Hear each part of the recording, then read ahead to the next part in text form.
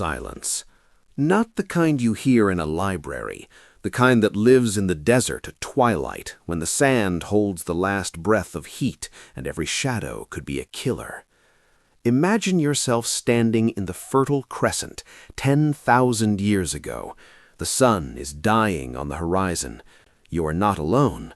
Something is watching you from the grain stores, something small and golden-eyed, something that will change the course of human civilization without ever asking permission. This is not a story about pets. This is a story about conquest. Where do cats really come from? Not the question you think you are asking, because the domestic cat, that 15-pound emperor sleeping on your couch right now, did not come from anywhere.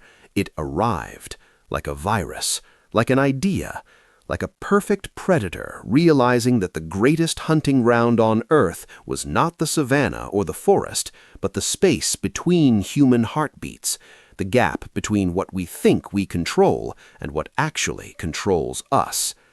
Scientists spent centuries getting this wrong, catastrophically wrong. They thought cats were domesticated in Egypt 5,000 years ago, that the pharaohs plucked wild creatures from the Nile Delta and bent them into companions through generations of breeding and submission. They imagined cat domestication as a human achievement, something we did to them.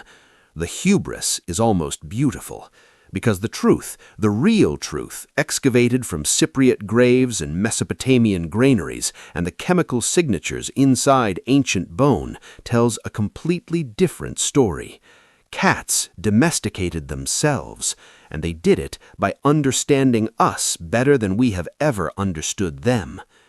Rewind the clock. 15 million years ago, the Miocene epoch. The world is a furnace of evolutionary experimentation. Felidae, the cat family, is splintering into dozens of lineages, each one a different answer to the same brutal question: how do you kill efficiently enough to survive? Big cats go one direction, perfecting the art of taking down prey 10 times their size. Small cats go another, miniaturizing their lethality into packages that can slip through grass like liquid shadow. Among these small cats, in the deserts and scrublands of the Near East, a single species begins to separate itself from its cousins, Felis sylvestris, the wildcat. 5 subspecies will eventually emerge from this ancestral stock, scattered across Europe, Asia, and Africa like seeds from a predatory diaspora. But only one of them, only Felis sylvestris libica, the African wildcat, will unlock the cheat code to planetary dominance. The African wildcat is not impressive by the standards of the Miocene killing floor. It weighs maybe 8 to 10 pounds. Its skull is slightly smaller than a human fist. It hunts rodents, birds, reptiles, anything it can ambush with a nervous system simple enough to be fooled by absolute stillness followed by explosive violence. It is a specialist in a world that rewards specialization, and for millions of years this is enough. The African wildcat spreads through the savannas and semi-arid zones of northern Africa and the Arabian Peninsula, a ghost with fangs, living and dying in the spaces between larger dramas. Then humans invent agriculture, and everything changes. Picture the Neolithic Revolution not as a triumph, but as an ecological catastrophe in slow motion. Hunter-gatherers settle. They plant wheat and barley. They build granaries to store the surplus that will carry them through winter, through drought, through the lean seasons that previously would have killed them. And into these granaries, drawn by the smell of concentrated calories, come the rats. Mus musculus, Rattus rattus, rodents that have been waiting their entire evolutionary history for exactly this moment. They explode. One pair of mice can produce 40 offspring in a single year. The grain stores of early agricultural settlements become rodent empires, teeming vertical universes of squeaking, breeding, devouring biomass. The humans try to fight back. They set traps, they seal containers, they station guards. nothing works, because the problem is not lack of effort. The problem is that humans are diurnal predators trying to fight nocturnal prey. When the sun goes down, the granaries belong to the rats. The humans sleep, the rats feast. Enter the African wildcat. It does not ask permission, it does not wait for an invitation, it simply follows the food. Because where there are rats, there are cats. This is not strategy, this is thermodynamics. Energy flows and predators follow. The wildcats begin to haunt the edges of human settlements around 9,500 years ago, maybe earlier. They live in the margins, in the abandoned structures, in the spaces humans have not yet learned to fill. And at night, when the rodents emerge, the cats do what millions of years of evolution have designed them to do. They kill, efficiently, silently, without mercy. The humans notice. Of course they notice. Suddenly, the grain stores are losing less. The rodents are found dead, necks snapped with surgical precision, barely touched.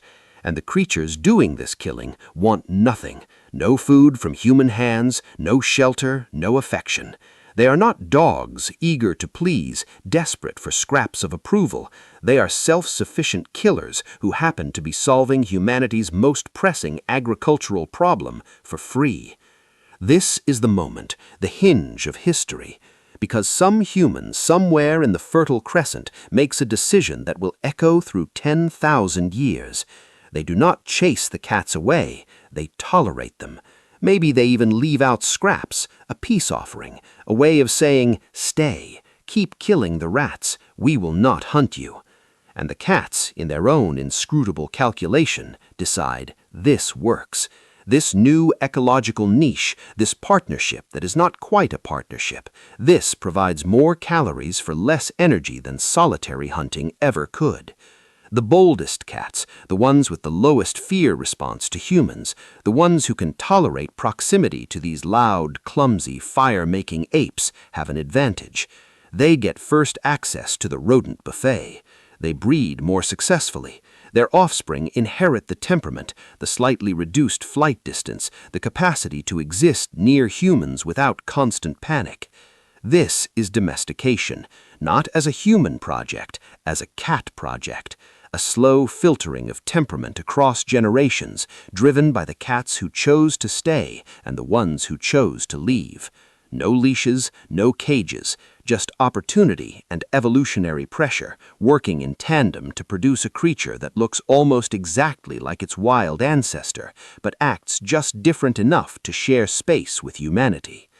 The evidence is written in bone and DNA. In 2004, on the island of Cyprus, archaeologists uncovered a grave dated 7500 BCE. Inside, a human, and beside the human, carefully positioned, deliberately buried, a cat. Cyprus has no native wildcats. Cats cannot swim 8 miles of open Mediterranean Sea, which means someone brought that cat to Cyprus on a boat, which means cats were already integrated into human society enough to be transported, to be mourned, to be buried with the kind of reverence we reserve for family. This is 3,000 years before Egypt, the entire cat-worshipping pharaoh narrative, a late chapter in a much older story. The genetic evidence confirms it. In 2007, researchers analyzed mitochondrial DNA from nearly 1,000 cats, both wild and domestic, from across Europe, Asia, and Africa. The results collapsed the old theories like badly built grain stores. Every domestic cat, from the sleek Siamese in Bangkok to the chunky British Shorthair in London, traces its maternal lineage back to Felis sylvestris libica. Not the European wildcat, not the Asian wildcat, the African wildcat. And the divergence point, the moment when domestic cats began to genetically separate from their wild cousins, between 8,000 and 10,000 years ago, exactly when agriculture was spreading through the Fertile Crescent. But here's where it gets truly strange. Domestic cats have barely changed. Compare a dog to a wolf, and you're looking at radical morphological transformation. Floppy ears, curled tails, shortened snouts, coat colors that would get a wolf killed in the wild within days. Dogs have been sculpted by human selection into hundreds of breeds that barely resemble each other, let alone their wild ancestors. Cats are almost identical to their wild progenitors. Same size, same skull shape, same tooth arrangement, same retractable claws, same ambush predator neurology. The differences are so subtle that wild African wildcats and domestic cats can interbreed and produce fertile offspring without issue. They are, genetically speaking, barely distinct. Why? Because cats were never fully domesticated in the way we domesticated dogs or horses or cattle. We did not reshape them. We did not breed them for specific tasks. We tolerated them. And that tolerance, that hands-off relationship, meant that the selection pressure on cats was never about being more useful to humans. It was about being less threatening, less wild, just tame enough to coexist.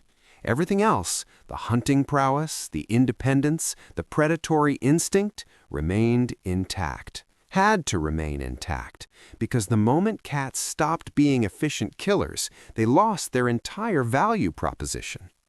Think about what this means.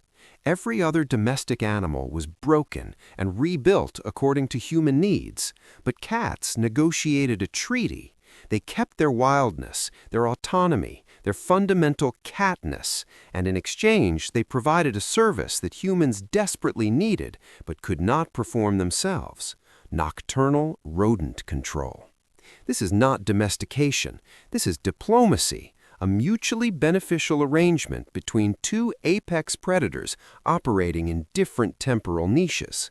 From the Fertile Crescent, cats spread. They followed agriculture because agriculture meant rodents, and rodents meant food. They boarded ships with Phoenician traders, traveling the Mediterranean in the bellies of grain vessels, setting up shop in every port city that could support a rodent population. By 1500 BCE, they were in Egypt, where they would finally receive the worship and iconography that would cement them in popular imagination.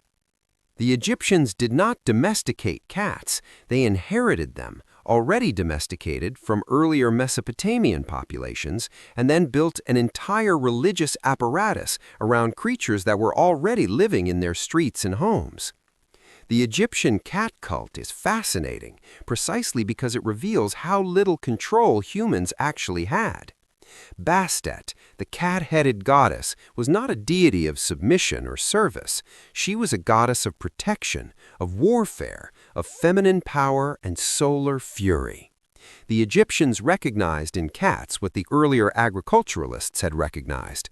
These are not pets. These are small, perfect killing machines that happen to tolerate us. The penalty for killing a cat in ancient Egypt was death. Not because cats were cuddly companions, but because they were economically and spiritually invaluable. They kept the grain stores safe. They kept the plague vectors under control. They were, in a very real sense, the reason Egypt could sustain its massive population density in the Nile Delta.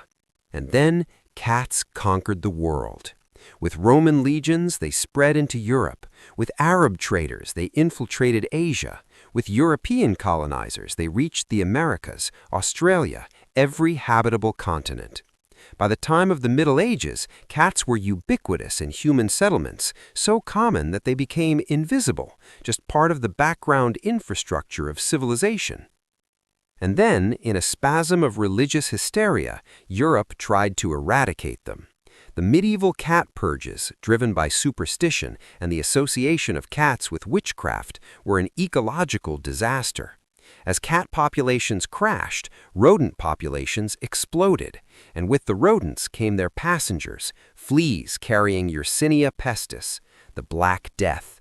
Between 1347 and 1353, the plague killed somewhere between 30% and 60% of Europe's population. Some historians argue, convincingly, that the catastrophic spread of the plague was exacerbated by the absence of cats, the only animals capable of keeping rat populations in check at the household and community level. When the plague finally subsided, Europeans welcomed cats back with desperate urgency. The population rebounded. Cats, once again, saved human civilization from rodent-borne collapse. Fast forward to the modern era, cats are now the most popular pet on Earth. There are an estimated 600 million domestic cats worldwide, split roughly between pets and feral populations. And here is the profound irony. We still do not control them. Free-roaming cats, whether feral or indoor-outdoor pets, function as invasive apex predators in ecosystems that never evolved defenses against them. A 2013 study estimated that free-ranging domestic cats in the United States alone kill between 1.3 and 4 billion birds and between 6.3 and 22.3 billion mammals every year. They're responsible for the extinction of at least 63 species, mostly island birds that had no experience with terrestrial predators. Cats are one of the most ecologically destructive invasive species on the planet, and we invited them in. We keep them in our homes, feed them, provide veterinary care, and then open the door and let them decimate local wildlife with the same predatory precision they used on Neolithic rats. The cat has never stopped being wild. That is the secret. That is the thing we keep forgetting. When your cat brings you a dead bird, it is not a gift. It is a demonstration, a reminder. I am a killer. I am tolerating you. Our relationship is conditional. Physiologically, cats are masterpieces of predatory design. Their skeleton is a study in flexible lethality, with 230 bones held together by muscles that allow for rotational movement we cannot replicate. They can twist their spines in midair to land on their feet from a fall, can squeeze through openings barely larger than their skulls, can leap 6 times their body length from a standing start. Their claws retract into sheaths when not in use, keeping them scalpel sharp for the moment of the kill. Their teeth are designed for one purpose. The canines sink into the prey's neck, finding the gap between vertebrae, severing the spinal cord with surgical precision. They do not maul, they execute. Their senses are tuned for nocturnal ambush. They can see in light levels 6 times lower than what humans require, their eyes dominated by rod cells that detect motion but sacrifice color for sensitivity. Their hearing spans an octave range that includes ultrasonic frequencies, the squeaks and rustles of rodents invisible to human ears. Their whiskers are touch receptors so sensitive they can navigate in total darkness, detecting air currents and spatial boundaries with the precision of sonar. And their brains, compact but sophisticated, are wired for patience, for the ability to hold absolutely still for minutes or hours before exploding into motion that covers meters in fractions of a second. This is not an animal designed for companionship. This is an animal designed to kill small vertebrates in low-light conditions with maximum efficiency and minimum energy expenditure. Every single adaptation is in service of that singular purpose. The purr, the behavior we find most endearing, is not a sign of contentment, or not only that. Mother cats purr to communicate with kittens who are deaf and blind at birth. The vibration is a homing beacon. Injured cats purr to self-soothe, the frequency potentially promoting bone healing and pain relief. Cats purr when they are dying. It is a sound that spans the entire spectrum of feline experience, from birth to death, and we have decided it means they love us. Maybe it does. Or maybe it is just another tool in the arsenal of an animal that has learned to manipulate human emotion as effectively as it manipulates prey. The domestication of the cat is unlike any other domestication event in human history because it was not domestication at all. It was mutual exploitation. We got rodent control. They got a stable food source and protection from larger predators. Nobody bent the knee, nobody surrendered their autonomy. The relationship was, and remains, transactional. Cats live with us not because they need us, but because it is energetically favorable. The moment it stops being favorable, they leave. Feral cat populations prove this. Domestic cats can revert to wildness in a single generation, their offspring indistinguishable in behavior from wildcats, because the genetic machinery of predation was never dismantled. It was just idling. So where do cats really come from? They come from a decision made 10,000 years ago by a small African predator that realized humans were creating the perfect hunting environment. They come from the evolutionary pressure of agriculture, from the unintended consequences of grain storage, from the ecological vacuum created when humans disrupted natural predator-prey dynamics. They come from their own agency, their own capacity to assess opportunity and exploit it.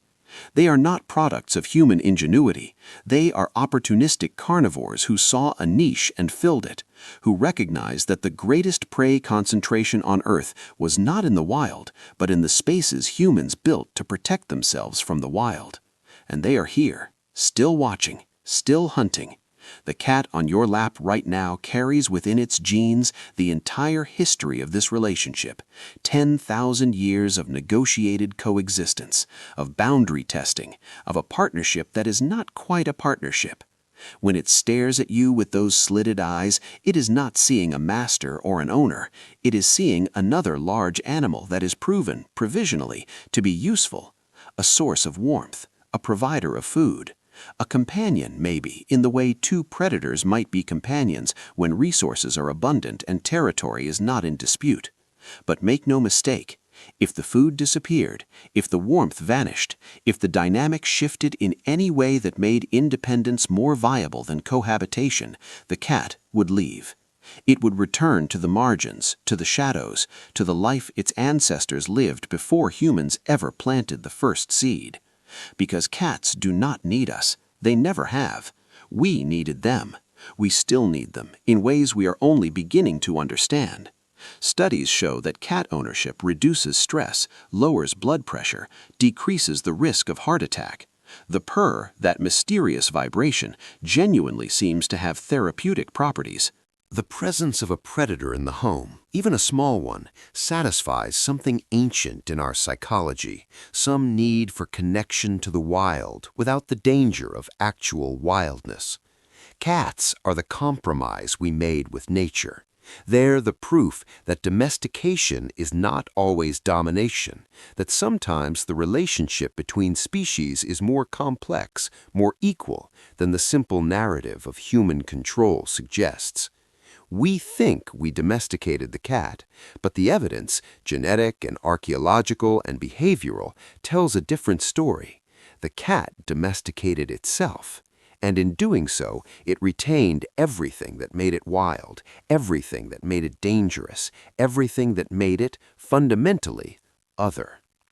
They are still wildcats, living in our homes, sleeping in our beds, hunting in our yards. They have not changed. We have. We built the world they wanted, the world with abundant prey and safe denning sites and convenient food sources.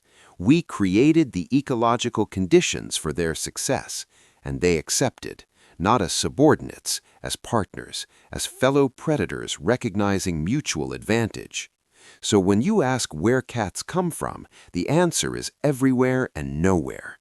They come from the desert. They come from the decision to plant seeds and store grain. They come from the rats that came for the grain and the cats that came for the rats. They come from 10,000 years of evolutionary pressure that favored boldness and tolerance and the ability to exist in the spaces between human heartbeats. They come from themselves, from their own choices, from a wildness that never agreed to be tamed, only tolerated. And they are watching, always watching, with eyes that see in the dark, with ears that hear the frequencies of fear, with bodies coiled like springs, waiting for the moment when stillness transforms into violence. They are here because they chose to be here, and they will stay as long as it serves them.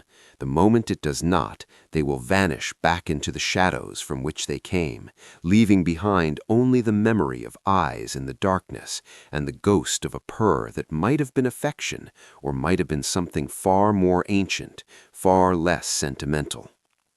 We share our homes with apex predators, small ones, manageable ones, but predators nonetheless, and every day they choose not to leave is a reminder that domestication is a negotiation, not a conquest. The cat on your couch is not there because you captured it. It is there because somewhere in its neural circuitry, refined across 10,000 years of coexistence, is a calculation that says this is better than the alternative, for now. That is where cats come from their own ruthless assessment of advantage, from the wildness that watches and waits and decides moment by moment whether we are worth the trouble, from the shadows at the edge of firelight where something golden-eyed and patient realized that the greatest hunting ground on earth was not the savanna or the forest, but the space between what humans built and what humans could control. They stepped into that space. They never left, and they are still deciding every single day whether to stay.